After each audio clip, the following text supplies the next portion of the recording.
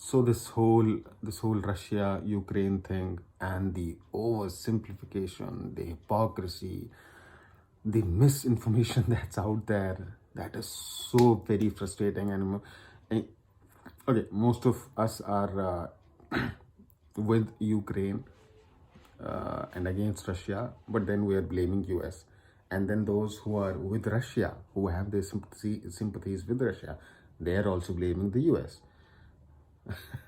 So people who are with Russia, they're saying, okay, NATO is eastwardly expanding. This eastward expansion of NATO is what is bothering Russia, and it's legit. Why is it legit?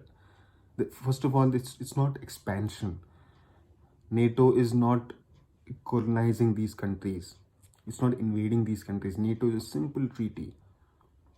Like, if there are 20 members in NATO, if you attack one of those members, it's considered an attack on all 20 of them, and then those countries can defend that victim against the aggressor. That's it. That's a simple treaty. Why Ukraine should be a part of it? Because Russia has already attacked Ukraine in 2014, and it's a long history of violence. 2014 was one of the peak times, one of the peak years of this violence. US wants to legally defend Ukraine against this aggressor because there are laws, right? You cannot just jump in favor of a country militarily and defend them against an aggressor. You need to follow the international law. The international law comes into play if Ukraine becomes a member of NATO, and then the other NATO members can defend Ukraine militarily against any aggressor, in this case Russia. That's why Ukraine needs to be part of NATO. One, US, how we are blaming US for every single war that breaks out in the world. To begin with, let me give you some context here. US as a power is singularly most responsible for democracy in this world. We call ours a free world, right? It's US that is responsible for this free world, and its origins are date back to First World War. First World War was going on, like it had been 4 years, and US wanted to stay out of it for very obvious reasons, because nobody was innocent. Germany had its designs, but then England, France, they were not innocent. They were also invading powers. They also wanted to colonize countries. US did not want any part of it. Eventually, US had to interfere because Germany attacked their some ports. So US interfered, and it effectively ended the First World War by crushing Germany. And after that, US has continually fought for a law that for treaties that outlaw war, that outlaw invasion, that outlaw colonization of one country by other country. That includes the kind of invasion that Britain did for hundreds of years. US was against it. US moved certain countless motions, countless laws against it. If we are out of that system of colonization, that is because US fought for it alone. It waged an lone battle. England opposed it, France opposed it, Germany obviously, but England and France were the allies of US, so they could only oppose it so much. And there was this whole sentiment back in the 1920s against imperialism, that they had to posture.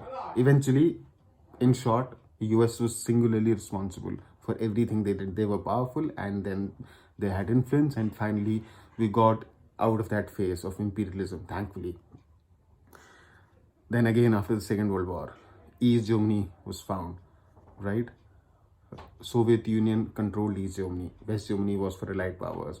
East Germany was hell, was a living hell for its citizens. Constant surveillance, monitoring. There were no jobs there. People were under constant monitoring. There was an atmosphere of fear all the time. And don't believe my word for it. Just go on the internet, look for, read hundreds of articles, and you will know how life was in East Germany. US fought for those East Germans. And eventually, after 40 years of Cold War, Soviet Union was okay. Then in 61, Berlin Wall was formed because citizens from East Germans were fleeing to West Germany to lead a better life, to lead a life that was enabled by US in West Germany. And then the Berlin Wall was erected because Soviet Union did not want East Germans to flee to West Germany because it was weakening them. All the skilled workforce was leaving East Germany for West Germany.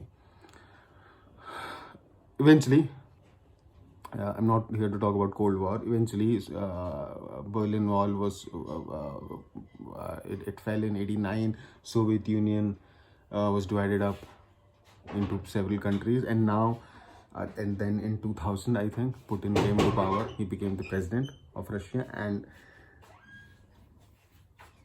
it has always been a design of Russia to unionize Soviet Union, to bring all those countries, all those territories back into the fold. And its constant attack and its constant claim on Ukraine's territory, be it Crimea or other states, that these states belong to us, these states belong to Russia, is a part of that. And that is why US wants Ukraine to be part of NATO so that it can legally defend Ukraine. Now, why are things different now? Why suddenly US is out of the picture? They're not coming into the aid of Ukraine because things are different now. This is not 1950 or 40 or 30. This is 2022. There are every country is a nuclear power now. Russia is a nuclear power. Everybody is scared of Russia now. In 1920, you could come in the defense of a victim. The aggressor would attack you and you would defend yourself. It's not the same anymore. There are world-ending weapons out there, right? Weapons of mass destruction, as we call them.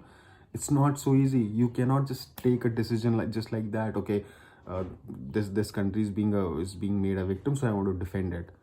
It's not so simple. You have to think of your own citizens. US wants to think of its own citizens now. It has suffered from Islamic terrorism. It does not want to suffer from the hands of Russia now. So it is taking time. It might come into the defense of Ukraine. It might not. But who are we to point fingers at them when